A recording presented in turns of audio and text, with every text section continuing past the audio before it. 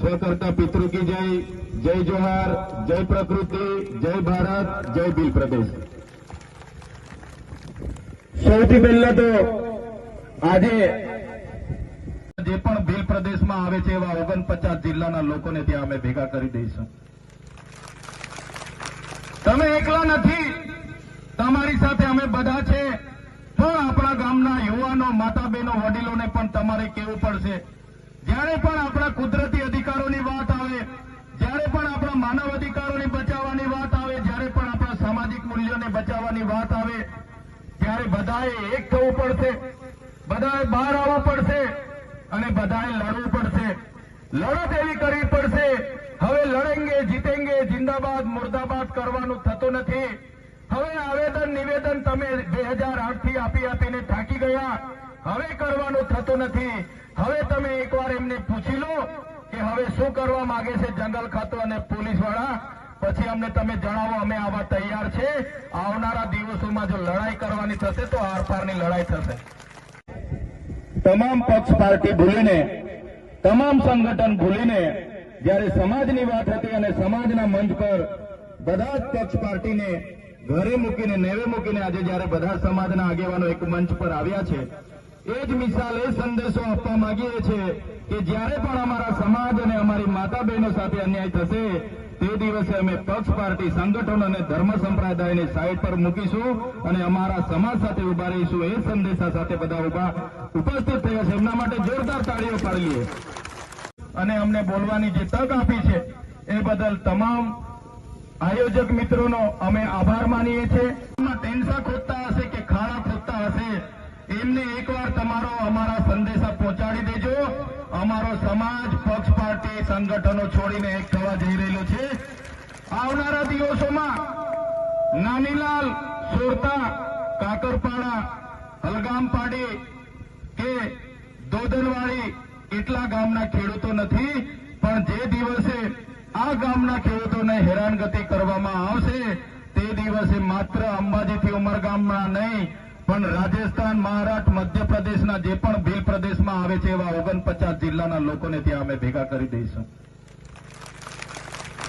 તમે એકલા નથી, તમારી સાથે અમે બધા છે। પણ આપણા ગામના યુવાનો, માતા બહેનો, વડીલોને પણ તમારે કહેવું પડશે, જ્યારે પણ આપણા કુદરતી અધિકારોની વાત આવે, જ્યારે પણ આપણા માનવ અધિકારોને બચાવવાની વાત આવે, જ્યારે પણ આપણા સામાજિક મૂલ્યોને બચાવવાની વાત આવે, ત્યારે બધાએ એક થવું પડશે, બધાએ બહાર આવવું પડશે અને બધાએ લડવું પડશે। લડત એવી કરવી પડશે, હવે લડેંગે જીતેંગે જિંદાબાદ મુર્દાબાદ કરવાનું થતું નથી। હવે આવેદન નિવેદન તમે 2008 થી આપીને થાકી ગયા, હવે કરવાનું થતું નથી। હવે તમે એકવાર એમને પૂછી લો કે હવે શું કરવા માંગે છે જંગલ ખાતું અને પોલીસ વાળા, પછી અમને તમે જણાવો, અમે આવા તૈયાર છે। આવનારા દિવસોમાં જો લડાઈ કરવાની થશે તો આરપારની લડાઈ થશે। ક્યાં સુધી આવેદન નિવેદન જિંદાબાદ મુર્દાબાદ કરતા રહીશું? ક્યાં સુધી વિસ્થાપિત થતા રહીશું? ક્યાં સુધી આપણા સમાજ સાથે, સંસ્કૃતિ સાથે, પ્રકૃતિ સાથે ક્યાં સુધી આપણે છિન્ન ભિન્ન થતા રહીશું? આ દેશમાં આઝાદી પછી આટલી ખરાબ કોઈની હાલત હોય એ આપણી છે। આજે 8% દેશમાં આદિવાસી વસે છે, ગુજરાતમાં 15% આદિવાસી વસે છે, પણ જ્યાં નિર્ણાયક ભૂમિકામાં આદિવાસી નથી, ન્યાય પ્રણાલિકામાં આદિવાસી નથી, કોર્પોરેટ જગતમાં આદિવાસી નથી, મેઇન ભૂમિકામાં અધિકારોમાં આદિવાસી નથી, ત્યારે સાથીઓ આપણે જાગવાની જરૂર છે। આ જંગલની જમીન આપણી છે, કોઈએ પીછેહટ કરવાની નથી, અમે તમારી સાથે છે। તમામ આગેવાનો તરફથી હું તમને વચન આપું છું કે જ્યારે પણ તમારી લડતની જ્યારે શરૂઆત કરશો ત્યારે અમે કહીજો, અમે બધા જ લોકો પક્ષ પાર્ટી ભૂલીને તમારી સાથે ઉભા રહીશું। તમારે ક્યારેય કોઈની સાથે ડરવાની જરૂર નથી। મિત્રો, આઝાદીના 78 स्वकर्ता पितृ की जय, जय जोहार, जय प्रकृति, जय भारत, जय भील प्रदेश। સૌથી પહેલા તો આજે તમામ પક્ષ પાર્ટી ભૂલીને, તમામ સંગઠન ભૂલીને જ્યારે સમાજની વાત હતી અને સમાજના મંચ પર બધા જ પક્ષ પાર્ટીને ઘરે મૂકીને, નેવે મૂકીને આજે જ્યારે બધા સમાજના આગેવાનો એક મંચ પર આવ્યા છે, એ જ મિસાલ, એ સંદેશો આપવા માંગીએ છીએ કે જ્યારે પણ અમારા સમાજ અને અમારી માતા બહેનો સાથે અન્યાય થશે તે દિવસે અમે પક્ષ, પાર્ટી, સંગઠન અને ધર્મ સંપ્રદાયને સાઈડ પર મૂકીશું અને અમારા સમાજ સાથે ઉભા રહીશું. એ સંદેશા સાથે બધા ઉપસ્થિત થયા છે, એમના માટે જોરદાર તાળીઓ પાડીએ.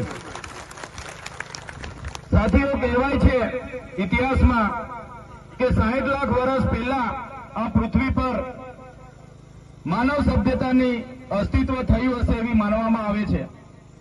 50 વર્ષ પહેલા માનવીનો શારીરિક અને માનસિક વિકાસ આ ધરતી પર થયો હોય એવું માનવામાં આવે છે.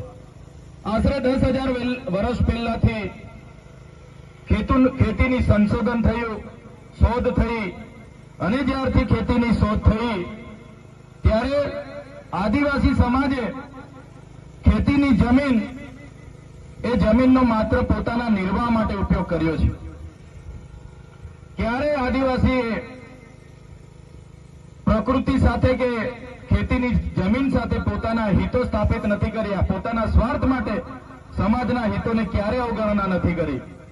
આજે પણ આદિવાસી સમાજ આ ધરતીને માતા તરીકે માને છે, પ્રકૃતિને પૂજે છે. ત્યારે આ ધરતી પર જો કોઈ સૌથી પહેલા આવ્યું હોય તો યુનો કહેવા માંગે છે, આપણો ઇતિહાસ કહે છે કે આ પૃથ્વી પર, આ ધરતી પર સૌથી પહેલા આદિમાનવ અને આદિવાસી તરીકે